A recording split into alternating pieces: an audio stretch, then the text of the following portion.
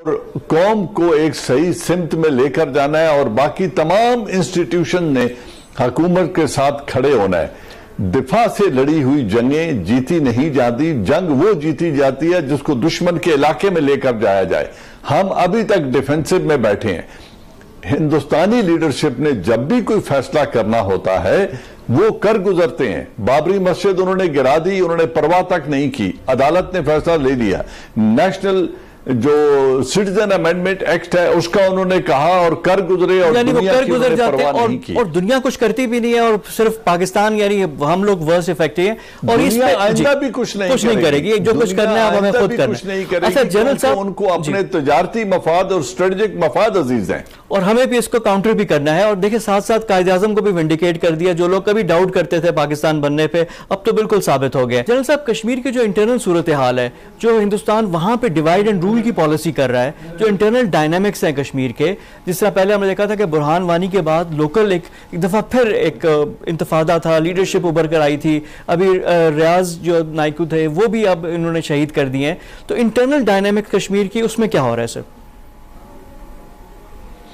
دیکھیں, یہ اس وقت جو موجودہ صورتحال ہے اس کو ہماری لیڈرشپ کو بڑے غور سے دیکھنا چاہیے. وہاں ہو کیا رہا ہے؟ اس سے پہلے 72 ایئرز میں ہندوستان نے ہمیشہ جو کشمیری لیڈرشپ تھی اس کو ڈیوائیڈ کر کے رکھا, اور اس طریقے سے وہ اپنے عزائم حاصل کرتے رہے اور اس کو ڈیلے کرتے رہے.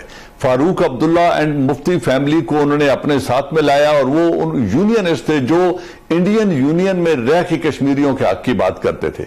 حریت والے ہمیشہ پلیبسٹ کی بات کرتے تھے, اور ایک اور چھوٹا طبقہ تھا جو انڈیپینڈنٹ کشمیر کی بات کرتا تھا.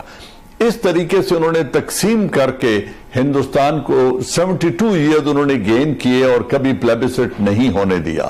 آج کیا ہو رہا ہے؟ جب انہوں نے 370 اور 35A کو ریووک کیا ہے تو یہ تمام کشمیری ایک جگہ پہ اکٹھے ہو گئے ہیں, کیونکہ ان سے ان کی شناخت چھین لی گئی ہے.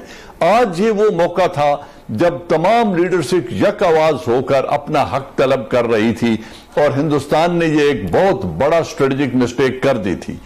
اب کیا ہو رہا ہے کہ انہوں نے فاروق عبداللہ فیملی اور مفتی فیملی کو جیلوں سے نکال دیا ہے, اور ان کے ساتھ سودے بازی ہو رہی ہے, جبکہ حریت کی لیڈرشپ اور نوجوان بچوں کو تو وہ قتل کر رہے ہیں, اٹھا کے تہار جیل میں اور باقی جیلوں میں لے جا رہے ہیں, اور ان کی جو حریت کی لیڈرشپ ہے ان کو انہوں نے قید خانے میں ڈال دیا ہے.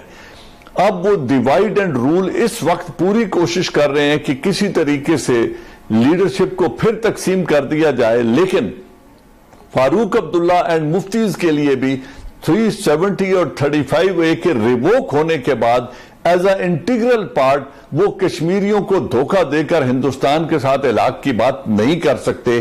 تو یہ موقع ہے جب ہم نے اس معاملے کو پہچاننا ہے, اور اس یونین جو لیڈرشپ کے مقاصد میں جو اتفاق آیا ہے, ان کی جو یونین بنی ہے, جو اتحاد ہوا ہے, ہندوستان جس طریقے سے ایکسپوز ہوا ہے, اس وقت انہیں جتنی پاکستان کی اور یونائٹڈ نیشن کی ضرورت ہے اتنی اس سے پہلے کبھی نہیں تھی. یونائٹڈ نیشن ایک ٹاک شاپ ہے, اس کے علاوہ وہ کچھ نہیں کرے گی. امریکہ اور ویسٹ اپنا مفاد دیکھے گا. عملی قدم پاکستان نے اٹھانا ہے, اور کشمیریوں کی امید ٹوٹنے سے پہلے, نا امید ہونے سے پہلے ان کی مدد کو پہنچنا ہے. یہ ہمارا اخلاقی فرض بھی ہے, ملٹری ضرورت بھی ہے, پولیٹیکل اینڈ اسٹریٹجک ضرورت بھی ہے, جس سے ہماری لیڈرشپ کو فیصلہ کرنا, اب ان کو اس وقت فیصلہ کرنا چاہیے. ہر سطح پر ان کو چاہیے کہ اس پر کام کریں, ڈپلومیٹیکلی, پولیٹیکلی, مسلم امہ کو جگائیں, اور خود اپنے گھر میں تیاری مکمل کریں, ورنہ یہ جنگ ہم پر تھوپ دی جائے گی, اور اس وقت ہم صرف ڈیفنسو بیٹل لڑتے رہیں گے. اور میں ایشو کی طرف آپ سے بات بھی کرنا چاہوں گا, وہ ہے بلوچستان کا. کل بھی ہمارے 6 جوان 6 بیٹے ہمارے قربان ہوئے وطن پہ, ایران بارڈر کے قریب تھے. اب انڈیا کی انوالومنٹ بلوچستان میں اب بہت آبویس ہوگی. کلبھوشن کو بھی ہم نے بلوچستان سے پکڑا تھا, جو ان کا سپائی تھا, جاسوس تھا, جو دہشت گردی کے لیے یہاں پہ آیا ہوا تھا. اب جو ان کے بھارتی میڈیا پہ جو باتیں ہو رہی ہیں, جو ہمارے پاکستانیوں کو بھی لیتے ہیں, بات کرتے ہیں, وہاں پہ جو ان کے تجزیہ کار ہیں وہ فون رلا کر کہتے ہیں کہ جی ہمارے پاس بلوچ لوگوں کے کانٹیکٹ ہیں, جو ان کے ریٹائرڈ میجر گورو ہیں, وہ بھی اس طرح کی بات کرتے ہیں. ان کا ایک سناتے ہیں آپ کو کلپ کہ وہ کیا کہتے ہیں, پھر جنرل صاحب سے اس پہ بات کریں گے. جنرل صاحب یہ دیکھیں, جو ان کے ریٹائرڈ میجر وہ کہہ رہے ہیں کہ ہمارے فون پہ سارے ہمارے کانٹیکٹس ہیں. یہ تو اب مان رہے ہیں. اجیت دوول کی تو پالیسی تھی کہ بلوچستان میں جو علیحدگی پسند ہے ان کے ساتھ جو اب ساری گڑبڑ تو وہ کر رہے ہیں. جو کل کا بھی جو ایونٹ ہے اس سے لنک کیا جا سکتا ہے کیونکہ اس سے پہلے کشمیر میں جو کچھ ہو رہا ہے تو اس کا وہ کہہ رہے ہیں کہ جی ہم بلوچستان میں بدلہ لیں گے. تو پاکستان کہاں کہاں ڈیفنس کرے گا, کہاں کہاں ہم لوگ یہ دیکھتے رہیں گے؟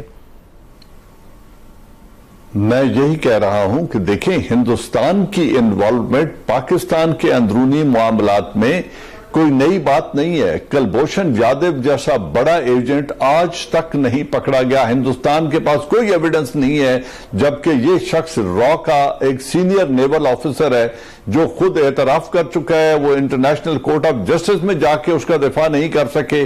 اس کو انہوں نے فالس آئیڈینٹی اور غلط شناختی پاسپورٹ دے کر بھیجا ہوا تھا, اور اس کی تمام تر کنفیشن کے باوجود پاکستان نے کیا کیا ہے.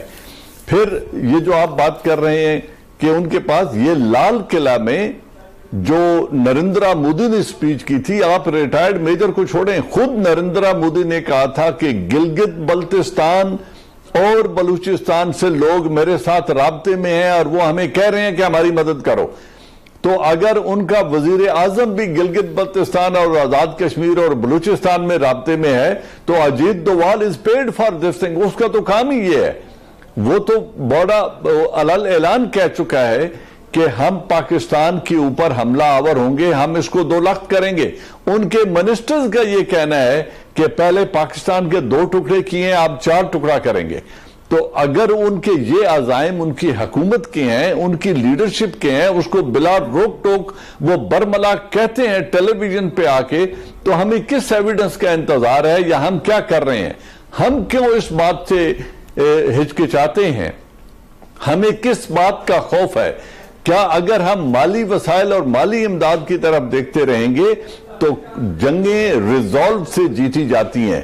جنگ بدر سے لے کے تمام غزوات میں مسلمان رومیوں سے اور پرشین امپائر سے زیادہ طاقتور نہیں تھے اسباب جنگ میں اور مالی اعتبار سے, لیکن انہوں نے وہ جنگیں لڑی اور پرشین امپائر کو تہہ تیگ کر دیا. یہ مثال ہمارے پاس دین کی ہے. پھر افغانستان میں دیکھ لیں, جب افغانستان نے یو ایس ایس آر جیسا ملک ان کے ملک میں آیا تھا, دنیا کی کسی فوجی طاقت نے ایک بھی امریکن وہاں جا کے نہیں لڑا, ایک بھی پاکستانی سپاہی وہاں جا کر نہیں لڑا. افغانوں نے خود جنگ لڑی اور روس کو 60,000 لاشیں اٹھا کے وہاں سے جانا پڑا. جس اصول کے تحت دنیا نے افغانوں کی مدد کی تھی, آج انہی یو این ریزولوشن کے تحت کشمیریوں کو حق ہے آرمڈ ریزسٹنس کا, اور دنیا پہ فرض ہے بالخصوص عالم اسلام پہ کہ وہ اسی طریقے سے ان کی مدد کریں جس طرح افغانوں کی مدد امریکہ اور ویسٹ نے یو ایس ایس آر کے خلاف کی تھی. وہ مدد کے لیے وہاں پہنچ گئے تھے. ہمارے مسلمان آج مسلمانوں کا جینوسائیڈ دیکھتے ہوئے بھی سیاست کر رہے ہیں, اپنے سیاسی مفادات دیکھ رہے ہیں.